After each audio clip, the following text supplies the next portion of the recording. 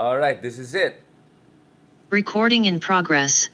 All right, welcome back everyone dito sa paborito nyong pinakabalahurang podcast and at the same time very credible. Today kasama po natin isa sa mga the greatest, the most amazing justice in Philippine history. Antonio Carpio, thank you very much, Justice. Thank you for joining us. Thank you, Richard. Thank you to our viewers. Kuwang-kuha mo si Donald Trump. You're the greatest, they say. Justice, so there's a lot to discuss today. My goodness, I mean, I'm really sorry. May mga nagalit sa akin. Sabi, Richard, napaka-grim yung topics mo. Bakit ganyan ka rin? I'm just saying exactly. Kaya nga kailangan namin na to lighten up the topic a little bit with some humor but not misplaced. Kasi mabigat tong mga topic natin. So obviously, Justice Carpio, daming content, daming content, dami natin kailangan pag-usapan. So I think for the first time, we're gonna have a podcast together na hindi natin masyadong mapag-usapan ng West Philippine Sea. We'll leave that maybe later on, a separate one dun sa Ayungin Task Okay. Force and as the Trump team comes together because ang dami natin pag-usapan about your beloved kababayans from Davao before we talk about my beloved kababayans from Ilocos region. But before that, Justice Carpio, I want to ask you kasi kahapon kasama po natin si General Torre at around 1 a.m. na halos at tinanong ko siya, sabi ko, dalawa lang tanong ko sa kanya. Unang-una, meron ba siyang information as the head of CIDG na saan si Mary Grace Piatos? At ang sagot niya, ang sagot niya, tanongin mo yung Philippine Statistics Authority. But ito serious na tanong yan. Tinanong ko sa kanya, Justice, kamusta yung kalagayan ng manhunt for Harry Roque? Kung tuloy pa ba itong manhunt na ito or has the status been changed? Kasi hindi nasagot ni General. He said, can you clarify what you mean by manhunt? I said, that's the term you used, manhunt. So, so Justice Carpio, I mean, do you have any information? Because parang ang sagot ni General Torres sa akin, parang Miss Universe. We have 7,000 islands, very diverse culture and people. Parang, how is that gonna answer the question? Parang nag-beauty queen pageant tayo ni General Torres. Love na love ko yan. Ang dami niyang matinong sagot. But ikaw, Justice, meron ka bang matinong sagot? Is there any information if he's still in the country? Kasi active siya parati. Nagawan pa ako ng audience eh. Yes. Kasabay yung vlog Yeah, namin. Yeah, he's appearing Exactly. on internet, no? So on YouTube. So I really don't know. I mean, I don't know where he is really. I mean, you can check the IP address, di ba? Kung ito ay galing sa Xiamen, Guangzhou, Shanghai, or dyan lang sa tabi-tabi sa QC. But anyway, Justice, now, Jaren, let's talk about the greatest people, yung mga kababayan mo, Justice Carville. Let's talk about, wala na ba, Justice? Wala na? You think she has lost it? Because Senate President Jesus Cudere said, baka kailangan niya ng professional help. Is this a Sara Duterte meltdown or is something else going on here? Well, I think it's her persona coming out as she is. It's the way she reacts. It's the way she defends herself. It's the way she attacks. If she's on the offense mode, no. Yeah. So, of course, she's being cornered because of the confidential funds. So, how does she thwart that Yeah. by diversion, by diverting the topic to another issue, no? So, the confidential fund is very getting to the heart of the matter already. Yeah, it's getting close. Because it's very clear that the liquidation is fictitious, no? Right. And they never thought that it would be investigated, so they were very careless in their liquidation. So they can't get out of it because COA submitted all the papers, and it's very easy to check. Yeah. So everybody's the different different pieces that were scattered are being put together, and we can see a clear picture.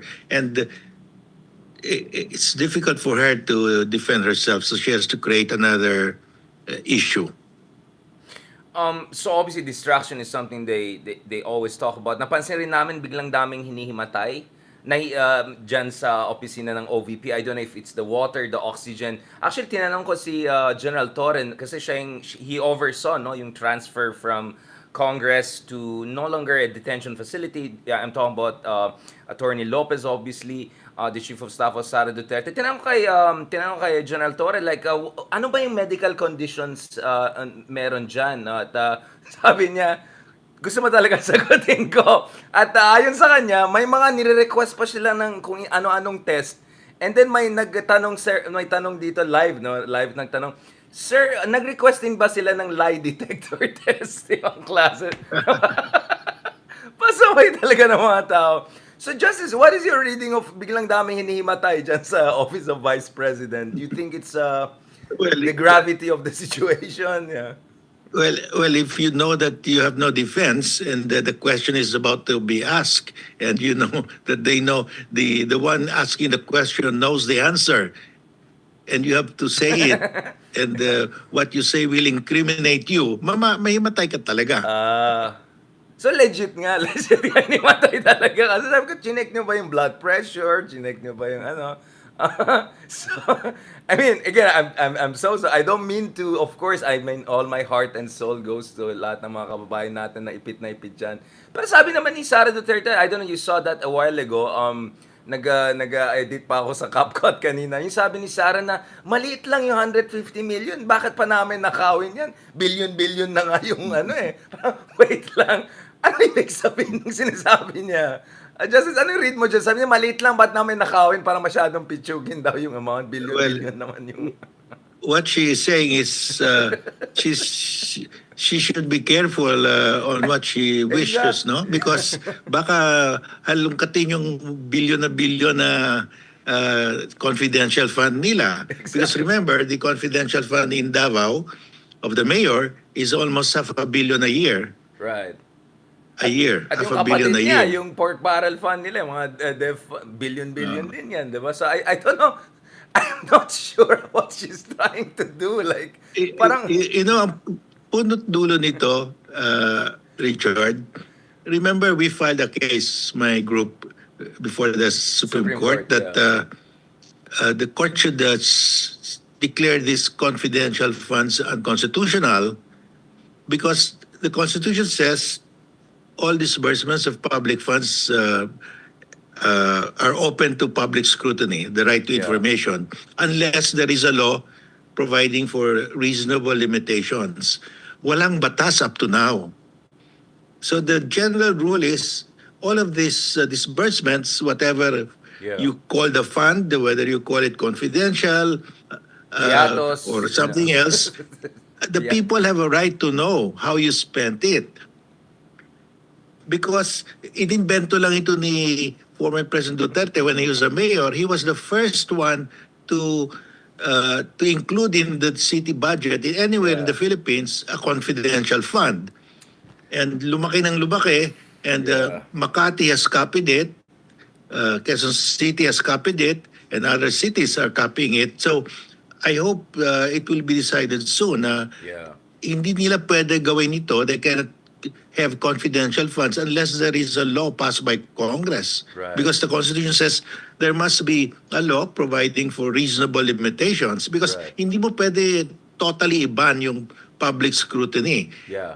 What the Constitution says, there can be a law that will provide for reasonable limitations on disclosure.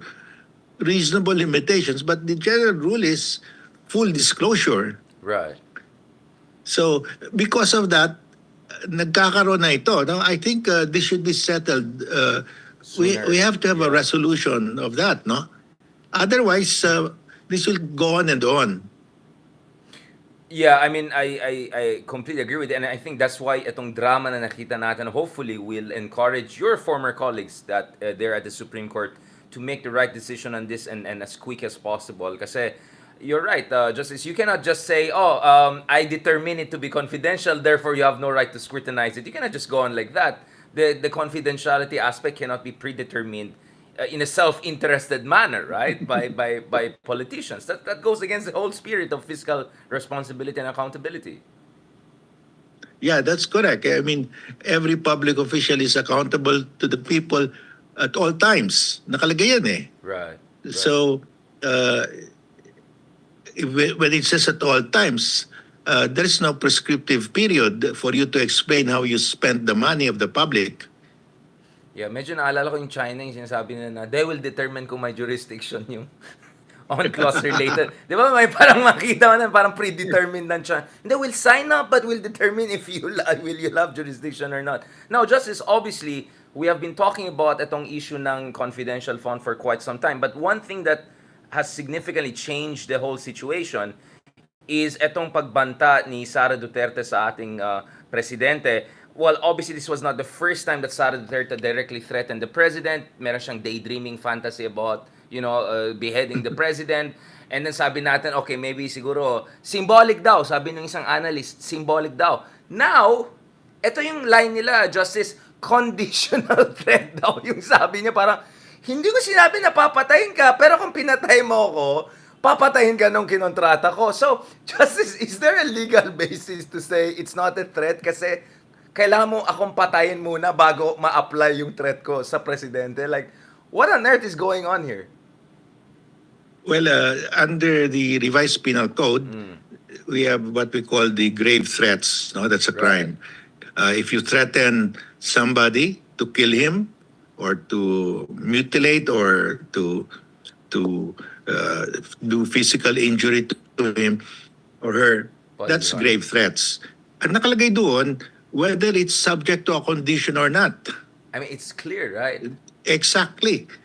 Pag sinabi mo, pag hindi mo ginawa ito, papatayin kita. That's a subject to a condition. Pag hindi mo ako bigyan ng 1 million, papatayin kita. That's subject to a condition. Pero sinabi naman din doon, if with or without a condition. Right, right. So, talagang it's not a defense. So, sabi niya, papatayin ko kayong tatlo pag pinatay ako. The condition is irrelevant because the law says with or without a condition. Yung condition na yon is important when you consider if there is a conspiracy to commit the crime of murder. No? Right. Kasi in conspiracy, there must be an overt act to commit the crime of murder. Right. At least one overt act by one of the participants, one of the co-conspirators. Wala pa silang overt act, the way I look at it, because yung condition was not yet fulfilled. So the hitman could not do anything.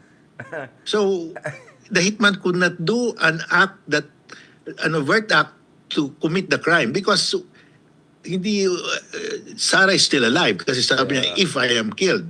So yung they're exploring whether there is a conspiracy to commit murder. Right. I think mahirap yon. Ang klarong-klaro, there's Yung grave threat. threats. Exactly.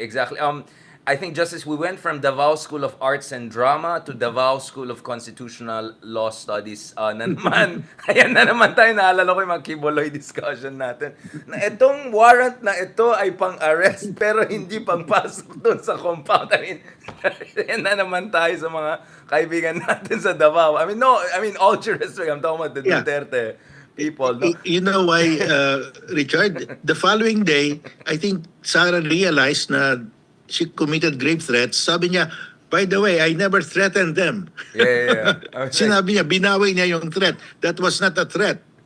I never threatened Parang them. galit pa siya. What Parang do you kawawa call pa it? siya. Justice, I mean, she threatened no less than not only the president, not only the Speaker of the House, but even the First Lady. I mean, pag sinabi, di ba, it's like saying, sabi ng mafia, di ba, you have a great shop there, great family. I mean, it would be sad if something happens to them if you don't pay. Pero wala akong threat, I'm just saying, malulungkot. I mean, it's like a classic mafia. Wala akong sinasabi, pero kung may mangyari, sorry talaga. I mean, this is ridiculous. But just as going back to this, I mean, what would give Sara the temerity, audacity, right, to say these things openly against the President of the Republic? is this coming from a position of desperation, from mental meltdown, or complete lack of respect for President Marcos Jr.? Kasi soon we're gonna talk about my kababayan naman. Na in fairness, finally, medyo nagalit ng konti, pero sweet pa rin daw kahit galit. What is your, why would she do this thing? I mean, she's a lawyer. She should understand that these are crazy, these things she's doing. Well, I think the Dutertes think that they are still in Davao, Yeah. that they can do this. In Davao, they do this often. Yeah. Nobody questions them. And that's still their mindset that kaya ginagawa namin sa Davao ito, so we can do it anywhere. Yeah. So that's why they parang reflects na sa kanila to say these things because they've gotten away with it in Davao City. But when you do it in Manila, in the national capital, a lot of people will scrutinize you and lalaban yung iba, no? They're not pushover. These are also national figures. So I think doon nagkamali. Hindi niya na-distinguish na iba yung politika sa Davao, iba yung political nationwide, no? Yeah. This is the big league already. Hindi pwede yung tatakutin mo lang tao. Well, the father Especially got the away with president who it. is- But again, just to be fair, the father, and not to be fair, but I mean, I'm just putting, yung tatay kasi, Tatay Digong got away with it because he was the president. In this case, Sara is not Yes. the president. She's threatening the president. So it's a completely different scenario. And I think she's really out of Yeah. her depths, yeah. Yeah, it's a different. If she were the president, she'll get away with it, just like the father got away with it. Yeah. But you cannot do that to the sitting president, no? Yeah. You cannot threaten the sitting president. She has command. The sitting president has command of the armed forces, the NBI, the police. And this brings, Talagang the entire book will be thrown at you if you do that, and that's exactly what's happening. yeah, pakisama na rin yung mga nasa likod ni Justice. Like, Nasa likod na wag may West Philippines. Just, baka tayo mag-rape threat tayo. Hindi, conditional naman eh. Just going back to this, Rodrigo Duterte is not really helping the situation, right? Kasi ang basa ko talaga dito, ang pinaka nagpahamak kay Sara is yung kanyang ama. Especially nung January nag-start siya. He started the year with, guns blazing and threatening the president, calling for Mindanao separation, insulting the president, first lady. And then it was only in recent months, lalong nung nag-resign na si Sara, na she's stepping up and trying to replicate the father or else. But this is where Digong should help his daughter, not the other way around. Just hours after the daughter is in hot waters, he pours a volcano over the whole situation by essentially implying that he wants a coup d'etat against Rodrigo Duterte, di ba? So as we speak, the NBI is not only looking at grave threat against the president and nasapina na si Sara, but the former president could be also tried for sedition, right? Or something more serious along those lines. Well, sedition kasi, inciting to sedition, your speech must incite immediately the people who hear you. Mukhang hindi naman ganyan. So, I think mahirap, it's difficult to establish sedition. But for me, it's very simple. Right. I think after Myanmar, tayo na. I mean, the Right. ICC will issue the warrant of arrest. And under the Philippine International Humanitarian Law, the president has the discretion whether to just turn him over to ICC. But if we are not a party, it can be done. So baka ibigay niya lang. And if that's questioned in the Supreme Court cannot say it cannot be done because it's in the law. Right. Claro eh. The president has the discretion, the option to have the person prosecuted here or just to turn him over to an international tribunal. So ibibigay na lang siya.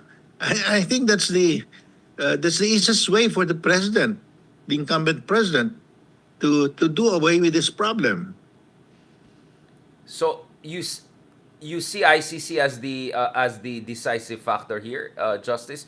don't you see that possibly baka pwede magkumpul-kumpul lahat yan, including an impeachment on one side, sedition case on the other side, yung snowball effect. I mean, that's one scenario I can see na talagang ano sila tatambakan sila ng iba't ibang Yeah. kaso sabay-sabay. Well, because the ICC warrant could come at any time. Right. So, pwedeng unahin yun, no? But I think they Right. will also file an impeachment because from the way the House is acting, it's leading to that, no? But of course, it's a question of if they have the numbers in the Senate, they have for sure they have the numbers in the House. It requires only 1/3 of the members of the House to send it directly to the Senate. Right. I think they don't have the numbers yet in the Senate, so they might have to wait until after the elections in 2025, where it looks like they will gain more seats, no, for their party. So those are the options for the sitting president. Aha, so what you're seeing is that malabo na ma-pressure yung mga nandun sa loob na fence-sitters. Kasi when I use the word pressure is generally, of course, as BBM also said in his speech, diba, I respect yung independence of each branch of the state. We'll talk about Marcos separately, Justice, kasi apparently yung ginamit kong account is yung libre kong account. I didn't use my premium account. I'll send you right away once this expires in the next 7 minutes. Para lang may 10 minutes tayo pahabol sa some part. But I just want to focus on this part. Justice Carpio, the reason I'm concerned about the Senate is not their independence per se, because I want them to be independent. My problem is that it's the precise lack of that exercise of responsible independence. Namely, mukhang maraming senador dyan takot na takot na pag they vote against Sara or they don't protect Sara or block this, yayarin sila sa elections, whether this election cycle when they want to run for re-election or 2028 yung iba mukhang may ambition to be vice president or president. We don't need to name names, diba? We already see some of these names popping up in surveys for 2028. So what you're saying is that there's no way to induce, coax, and cajole some of these fence-sitters to get their act together. Kasi ang sense ko, Justice Carpi, is that if the ICC comes in, if there's evidence that talaga there's seditious act, who knows, maybe coup plot and all, dapat some of these senators be pressured and put national interest and our national security and the rule of law above their own personal electoral interest.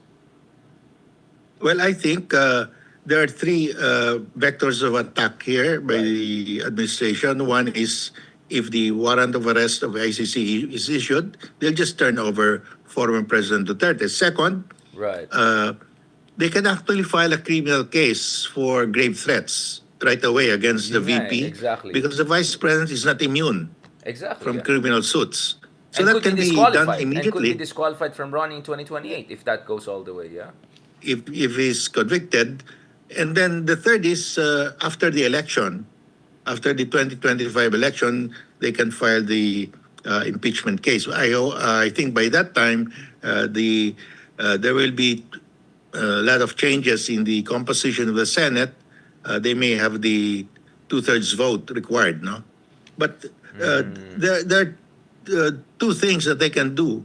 In fact, immediately they can file a criminal case for grave threats, and the ICC might issue at any time the warrant of arrest. So Right. they have options that they can exercise immediately. And what about President Marcos Jr.? Anong basa mo dun sa speech niya? Because this is the most angry I've seen of BBM, and you're partly Ilocano yourself. So my read here is that mas Romualdez siya all this time, no? Medyo malumanay, medyo, the old statesman like style. Pero yung parang lumabas yung pagka-Marcos niya. Not that we want him to be more Marcos, but I think sometimes you have to draw the line, right? Anong basa mo dun sa speech niya, Justice?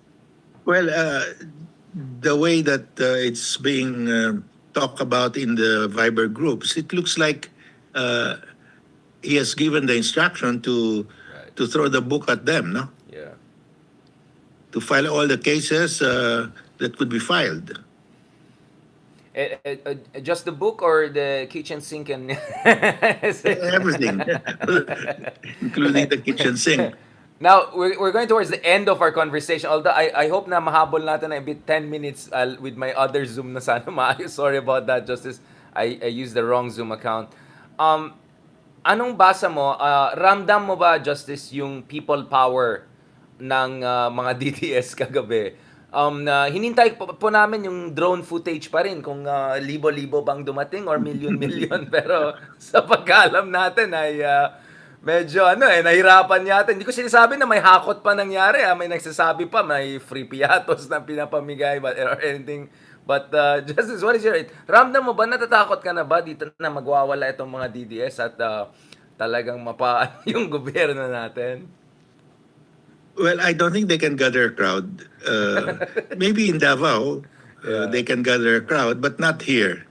I don't think with an issue like this, I don't think people will go to the streets. Kahit may free piatos or may dinner ka sa Mary Grace. Ganun.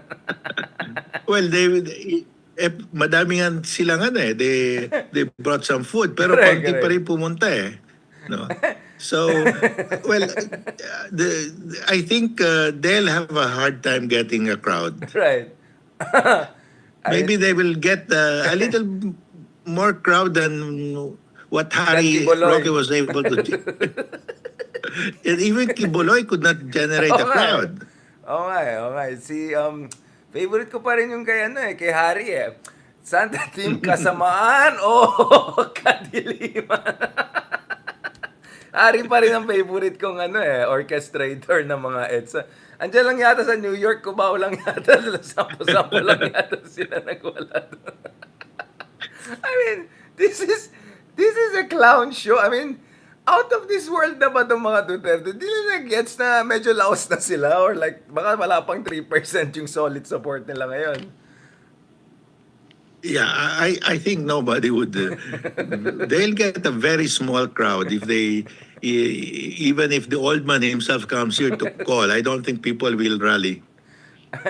Grabe ka naman, Justice. Baka naman, active naman yung mga troll farms. At least, ang dami. Iba yung troll farms. Madali lang just to type and to get paid.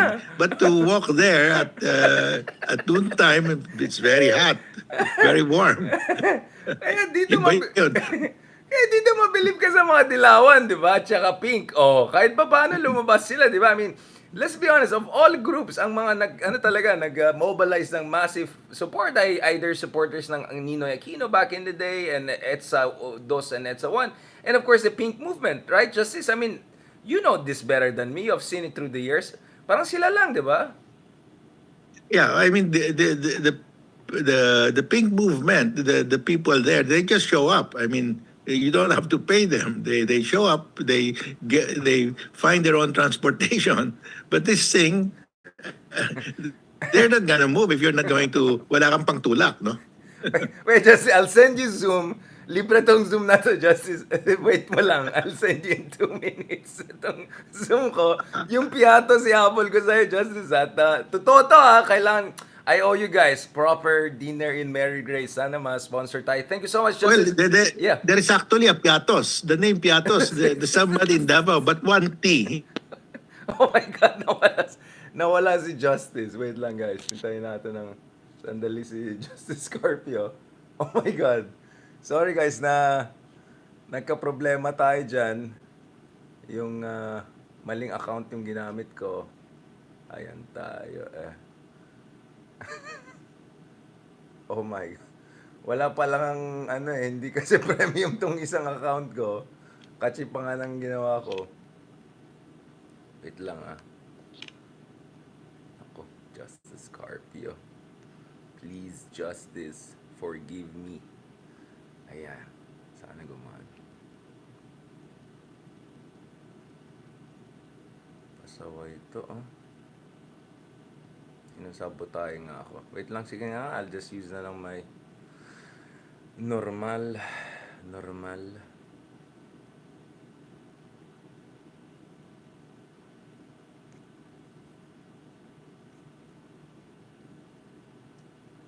Bakit ayaw?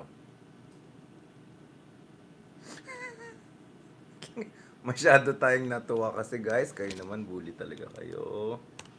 Bully talaga kayo. Ito yung nasira tong sa kakapiatos natin. Yun lang. Ayaw na gumana tong Zoom natin.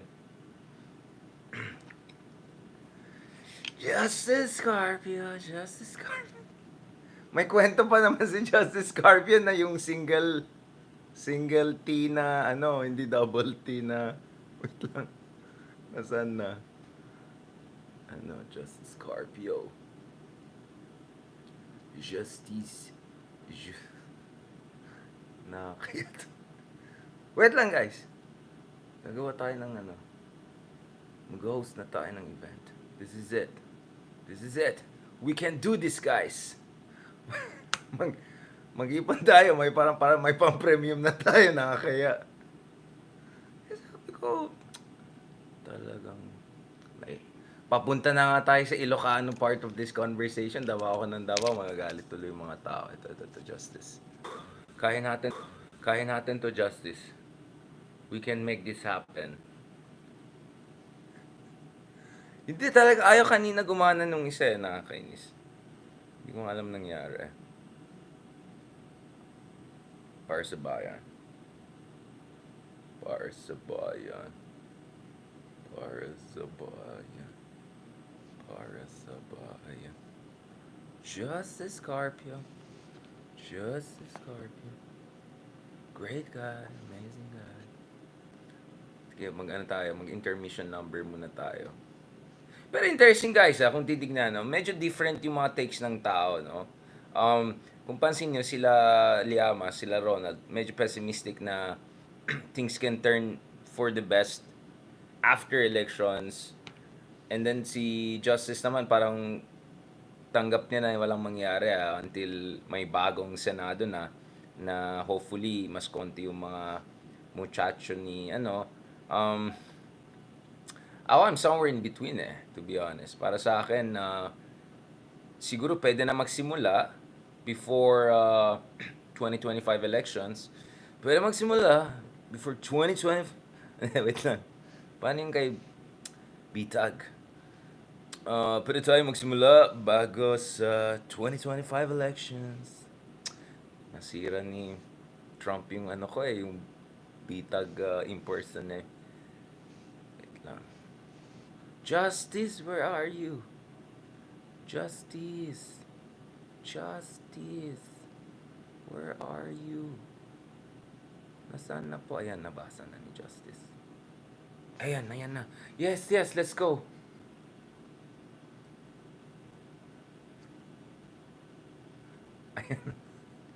Ayan na, Justice. Pasensya na, siguraduhin ko next time bayad na tong hopefully Justice after itong magfa-fundraising tayo para ma-upgrade natin yung second account ko.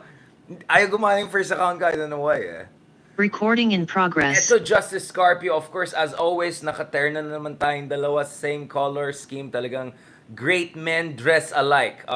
Speaking of piatos, may sinasabi po kayo dun sa, before tayo ma-cut out, Justice, may sinabi kayo na meron din piatos sa Davao. Marami daw piatos sa Davao. Pero itong piatos nito sa Davao ay hindi double, pero single po yung letter T.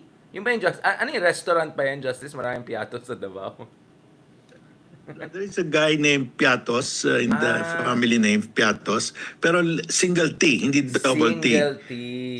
So, makes so sense. there could be a Mary Grace Piatos, pero with a single T. Yun. Kasi Justice, hindi ko kilala niyo si Mighty Magulang, yung sa TikTok nag-analyze ng family tree. Tinignan niya lahat. Magellan, bati yung barko ni Limahong, lahat ng QR code, chinek niya galing sa China. Wala talaga daw double T na piatos. So meron palang piatos pala sa, baka naman typographical error yung Mary Grace. Piatos na yan, Justice. But thank you for the clarification. Of course, tayo po ay very fair. We always give the benefit of the doubt to the Dutertes, although they never give it to the other side. But just towards the end na tayo, I just want to ask you again, what about yung aspect ng military dito? What do you think is the sense of military here? Because over the weekend, you had General Bronner saying that, we will stand true to our constitutional duty. We need national unity. Kasi syempre, nagagets din ng military na, well, dito papunta na rin tayo sa West Philippine Sea, di ba? Na i-exploit ng China to, di ba, Justice? I mean, let's just be honest about it. This is good for China, right? If the Dutertes continue to, let's use their term, be destabilizers. Yeah, well, definitely it will help China because if we are not united, how can we beat China with the largest standing army in the world, the Yeah. largest navy in the world, the largest coast guard in the world? I mean, a country like us has to be united to beat China. So, of course, and we'll be distracted, because recently, if you remember, we resupplied the Ayungin Shoal and China said, "Oh, we gave the Philippines permission to resupply Sierra Madre," Yeah. and we did not even protest. We didn't even say no. We did not ask your permission. Quiet, no? We just let it pass. Yeah. So it looks like we're really distracted. Yun nga eh. I think, and that's why, and going back to President Marcos Jr., I mean, honestly, Justice, I'm not gonna spill beans, pero sa akin palagay, I won't be surprised that there may have been some more than smoke, no? Na baka may konting fire talaga in terms of destabilization or even seditious act, but maybe President Marcos Jr. just said, ibulsa na lang natin yan kasi ang dami natin sakit sa ulo, we don't want an open political warfare, etc. But now, siguro pwedeng balikan, no? I mean, all you need for is for the AFP and NBI or whatever to unearth some evidence of robust coup plot, right? Or seditious act, and that could expedite things. Can't it? Well, yes, but for me, the fastest thing is to just turn him over to the ICC. ICC. But he can, but pwede nilang dalhin sa Supreme Court yan, di ba, Justice, to question the jurisdiction. I think they will lose because Yeah. the there's a law. If the president will use the Philippine International Humanitarian Law that's separate from our Right. Rome Statute. termination Oo, of our Rome- membership, yeah, no, yeah. of the Rome Statute. It's been there even before we became members of ICC. So Right. I think it's very clear the president has that Parang sa discretion. No? Ukraine too, di ba, Justice? I think both Ukraine and Russia, like yung sa Bucha massacre, di ba? I think it's because parang they cited, they invoke yung international humanitarian law, di ba? For the ICC to come in dun sa, because I don't think Ukraine was a member of ICC the last time I checked. Ukraine's not a member, but it signed a resolution Right. accepting the jurisdiction. That's what I'm saying. So you can do that even if you're no longer Yeah, a you can member do from that. Exactly. That's what I'm saying. Yeah, Yun yung you don't have to precedence. be a member to accept the jurisdiction. Yeah, the reason I'm asking is that as That will be. We are in the same status as Ukraine in that sense. Exactly, because as we speak, again, some of our European friends are adding confusion. I have to confirm this, but apparently France is saying they could give some exemption to Israeli leaders because Israel is not part of. I don't know, whatever. Although the European policy chief Borrell said no, they have to comply. Canada said they have to comply. Australia. Obviously, unfortunately, with international law, there's also national interest and other consideration. But what we're saying is, at least on the part of the Philippines, if BBM wants, he can invoke international humanitarian law to say directly to ICC coming. But wouldn't that make him look weak? Na bakit tayo umasa sa mga dayuhan? Di ba? Sasabihin na ng mga Duterte, nagdala naman kayo ng mga dayuhan. This will undermine our sovereignty. Di ba? Yun yung line ni Digong na Marcos is a sellout. He's selling us out to foreigners. That's why you have to do something about it. What do you say na incompetent ako, that's why I'll give him over to ICC? I'm just being realistic about the messaging. Well, he's just exercising what the law grants him. It's a power granted to him under the law. It's left to his discretion, and that will do away with because you can just imagine if he's put under trial here. Yeah, every gulo day yan. there will be a rally. So Yeah, to yeah. avoid the distraction, we'll just turn him over to the ICC. And it was President Duterte himself who said, "I'm willing to face the ICC." He said, "I'm willing to go there. I'm willing to defend myself." So, well, your wish is our command. Baka Zoom, gusto niya Zoom. Alam mo naman si Digong, sabi niya, di ko sinabi ano yung medium hybrid, gusto niya hybrid. Going back to this, Justice, I mean, yun nga kasi with Kiboloy, di ba, hindi pinadala sa Albuquerque, hindi pinadala sa US, sabi na we'll try him first year before taking to the US. So, wouldn't that create some, so you're saying Digong is a bigger case than Kiboloy, that's why? Yes, because Kibuloy cannot destabilize the government, and Digong could, but I don't think he will succeed. But he could destabilize. Yeah. He could do some destabilization acts. No, we don't want even if those acts will not succeed. We Yeah. don't want them to be taken by anyone. Right, right. So yun na, yung mga nakikinig sa gobyerno, please take note. Ito na, binibigay na namin sa inyo lahat ng mga talking points. Libre na lahat. Andyan na yung legal precedents, legal argument, pati communications. Talagang swerte nila sa atin, no? Itong mga tao dyan. They don't need to think, they just have to listen to our talks here. We're giving away free strategies. Now, Justice, what about yung Ayungin Shoal task force ng US? Anong basa mo naman dyan? How much Americans are now involved or could get involved? Well, it's just the Americans, they are free to create their own task force to watch what's happening, and because we ask them for information, and so they're ready with the information. They've been doing this for a long, long time, and that's part of their monitoring activities in the South China Sea. So I think I read an editorial in the Inquirer saying that we should neither concede to China nor to the U.S. But if you're talking of conceding, Yeah. the other side must be encroaching on your territory, Yeah. claiming your Walang territory symmetry, or walang maritime symmetry, zones. But U.S. is not claiming anything. right. It's not claiming our territory or maritime zone. So how can you put them on the same plane, on the same status? Right. Iba, I think, false equivalence. Yeah. yes, false equivalent. And I think we should be careful with that, no? Right. Just the last part going here, Justice.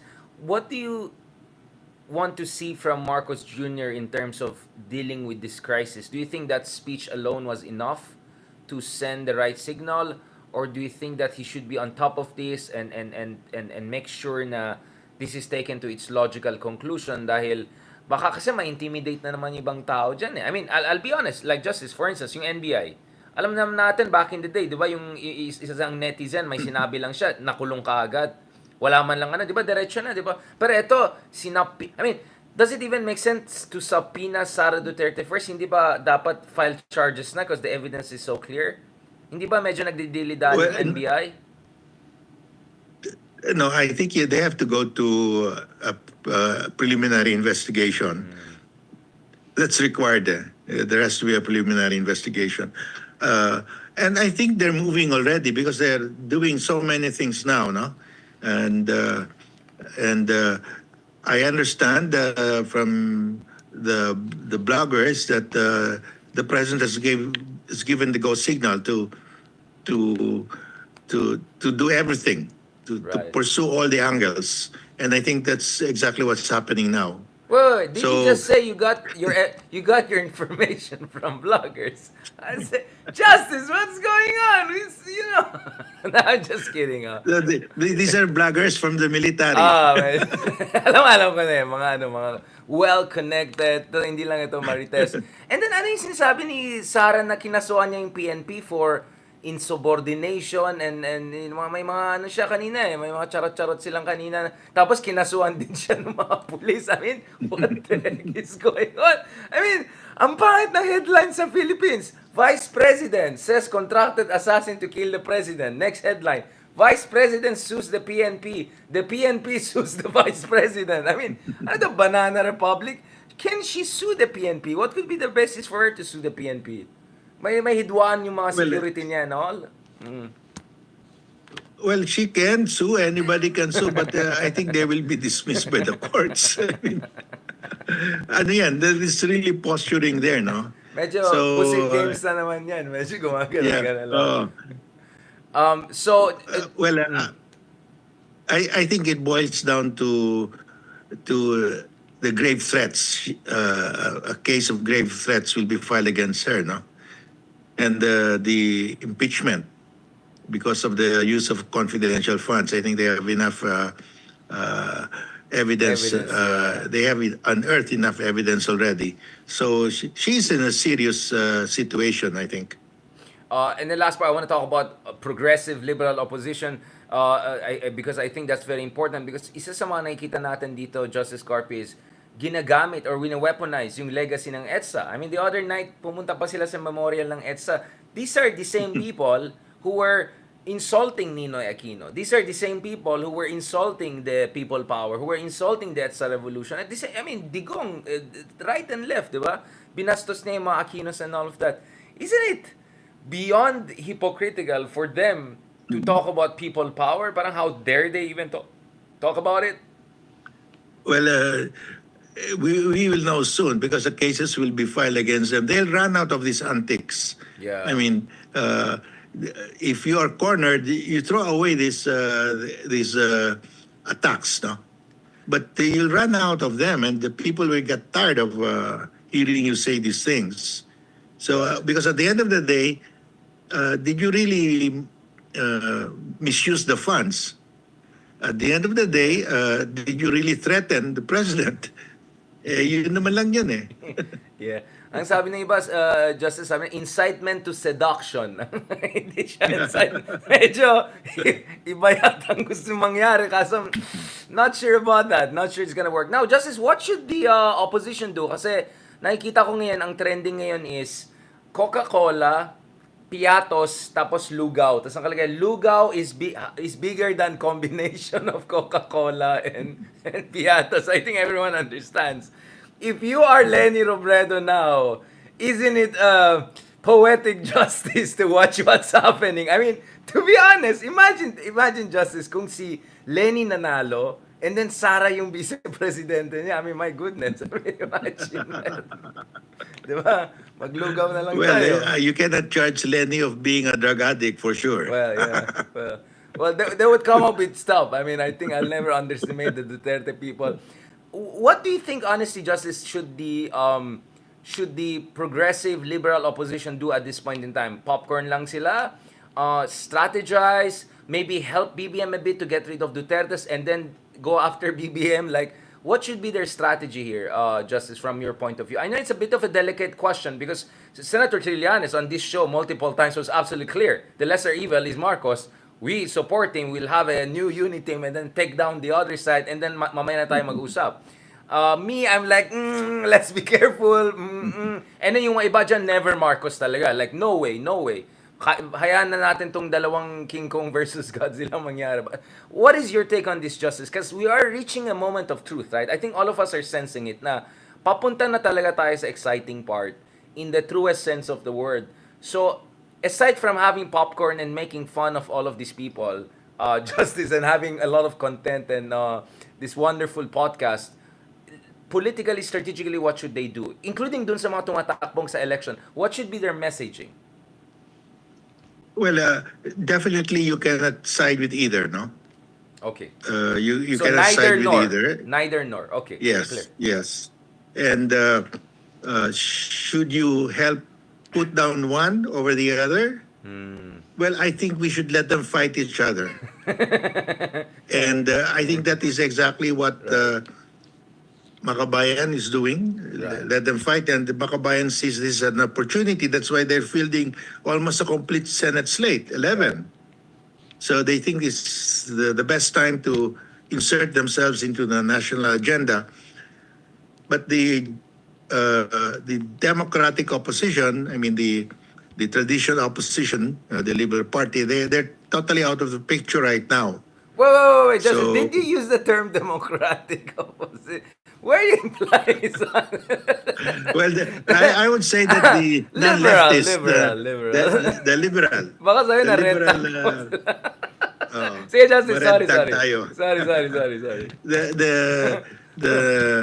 The liberal opposition, I think they have not gotten their act together.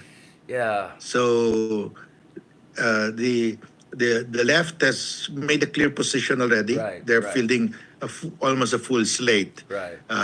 as preparing themselves as the alternative. So that's the way it is. But for me, we should not side with either. Right. We should let the truth come out on either side. Right. Should let the truth come out, so let Sara talk more. Like, Kasi, di ba like, parang si Sara nagwawala, parang, sige lang, actually, parang biglang, oo, sige, ano pa, di ba? Kasi, essentially, sinasabi ni Sara, entrap siya, di ba? Parang ganun sinabi niya, di ba, ikaw nga, sinabi mo nga, I'll trust her, ilalagay ko yan, ganun. Sabi ko, sige lang, go lang, go lang. So, I mean, maybe we should encourage Sara to talk more, no? Maybe we should have her on this Yeah, podcast. that's what I said. We should have her- Remember when we should have her on when this former podcast. President Digong appeared before the Senate Right. and he wanted to talk more, I said, let him talk more. Yeah.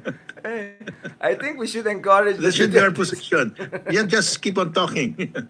So alam ko na i-tweet ko bukas, go Sara, Sara go, di ba? Para talagang magbigay tayo ng free piatos and all of that. And then, if you are, for instance, kasi ngayon, ano na to siraan yung dalawa, each side is accusing each other of massive corruption, right?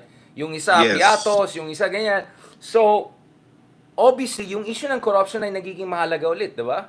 I found it interesting na yung mga pro-Duterte na analysts ay nagsasabi na galit ang tao sa corruption. Tapos yung isa pa, talamak ang corruption sa panahon ni Marcos. Pero pro-Digong sila and pro-Duterte, parang, wait lang.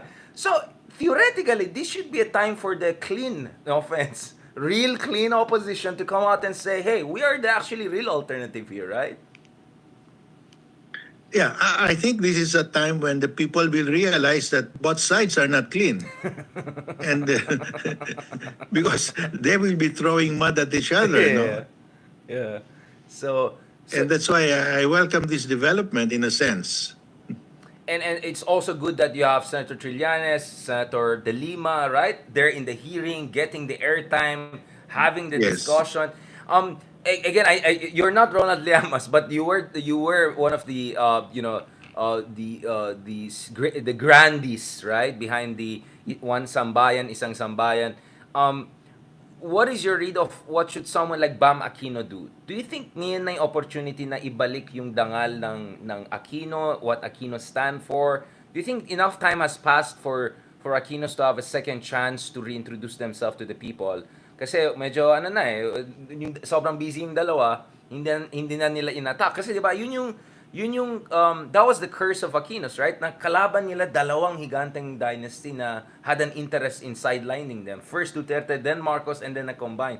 Now that the two are taking care of each other, do you think this is time for Bam Aquino to come out and or Chris Aquino, for instance, who's very also charismatic, right? And talk a little bit more about to win over the Gen Zs, di ba? Yung mga ng TikTok, mga ganun, di ba? Kasi parang hindi na nila kilala yung mga Aquinos and Ninoy and all yung mga ibang kasama natin na kabataan. Or hindi na na-appreciate, sorry. Well, Sorry. Well, that's a difficult question because Bam Aquino has not been in the limelight, although he's running for senator. And of course, Chris is out of action. She's still recovering. Yeah. So we don't know whether it's the right time for the Aquinos to resurface. Because you have to look at how the Marcoses rehabilitated themselves. It took some time. Right. And it took many attempts. The first time that Bongbong ran for the Senate, he lost. Right.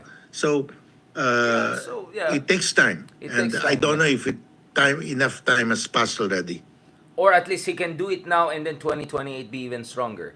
Possible din yan, di ba? Yes, At least lay he down the can- foundation. Oo. Yeah, as long as he keeps himself in the mind of the people, Right. he runs even if he loses. Well, he did that already. He lost once. 2019, yeah. Yeah. So just to keep the name there. So because he's obviously the heir, no? Yeah. There's no other person around. So, but it's a tough fight for him because his ranking is very low right now. But Kiko Pangilinan is doing well.